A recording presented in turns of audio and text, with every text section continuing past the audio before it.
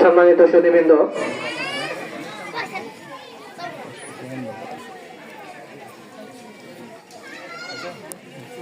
Mohammad Ali sir, সাবেক সভাপতি, মাছের সরকারি প্রাথমিক বিদ্যালয়, জনাব আবু সাইদ দুলাল,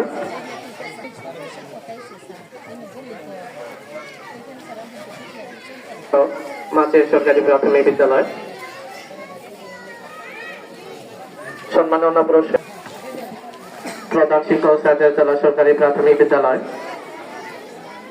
এরপর